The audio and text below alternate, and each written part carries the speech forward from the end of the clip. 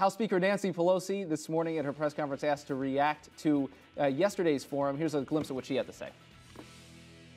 The other debate that you saw was start over, eensy weensy spider, little teeny tiny. You can't do it. There's certain things that unless you do them together, it doesn't have the impact, it doesn't have the synergy, it doesn't hold the insurance companies accountable. And I don't want to quibble with the mother of five and the grandmother of I don't remember how many, but I think it's Itsy Bitsy Spider, to be technical.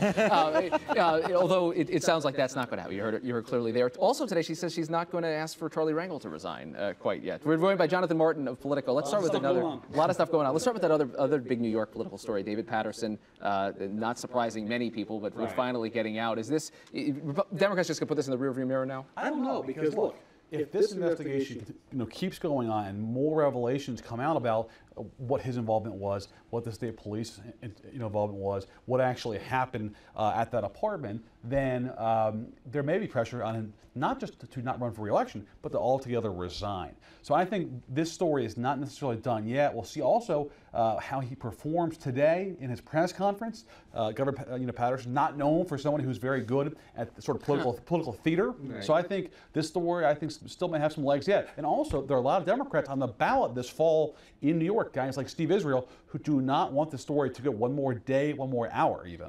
But what is, if he resigns, or doesn't resign, do you see different political impact? I guess what I'm saying, the story may not be over, but in the end, right, I mean, this is Andrew Cuomo's going to walk into the governor's mansion, and this is going to be a safe seat that the Democrats don't need to worry about. But you still have a stink of a story for weeks and months because Patterson's still in Albany. Right. And it's not going to stop the Times from doing more and more stories about the Patterson era, right, in Albany.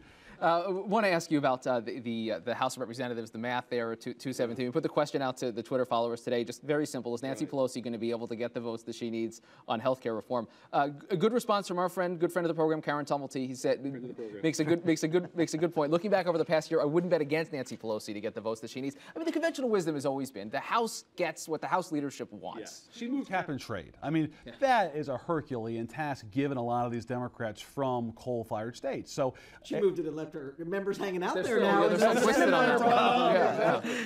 the point. The bill passed. If she can move that, then I think, as the congressman very smartly said here before, with the fate of their majority hanging in the balance, do you want to lose 60 seats, guys? I mean, if that's the message, then I think she gets the votes. It's not just the folks that have retired, it's the folks that are going to retire still. There are going to be more House Democrats that are not going to run for re-election. They know it privately. The Speaker knows it privately.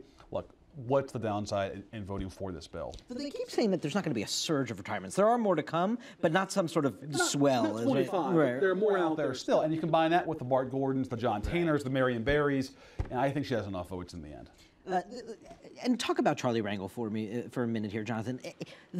I mean, that 2006 campaign, when the Democrats took over the majority, it was all about this. We're going to drain the swamp. Yeah, and the swamp. I mean, I remember it had like a list of scandal seats.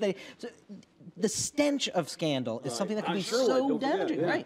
Now, I'm not suggesting the Democrats have that many seats right now, but I am suggesting that this chairman of the Ways and Means Committee could sort of hang around their necks. It's very, very difficult. I mean, in 06, you had Katrina, you had the Iraq War, you had problems with the Bush presidency, and then you had all those scandals. Yeah. It's similar now in the sense you've got this unpopular health care issue, you've got a wheezing economy. The last thing Democrats need is to sort of pile scandal on top of that, and that is, I think, what you have out there with Congressman Rangel, Chairman Rangel, is the fact that they don't need one more sort of issue piled on their backs here going into the fall. Right. Do you think if they're going to have to force Rangel out of this position? I think it's going to be a very tough conversation, and it's going to have to come from President Obama. Don't forget, Trent Lott went because President Bush let him go, okay? I mean, I think Speaker Pelosi will sort of stand by him for as long as she can. If the word comes down from the White House, tough for him to survive. You make a good point. That's not going to be the conversation that Speaker Pelosi has to have. It's going to be President Obama. Jonathan Martin, thanks, guys. Good friend of the program as well. Thanks. Appreciate it. Thank you very much. Have a great weekend. That does it for this edition of Top Line. Be sure to click us on again next week. Tune in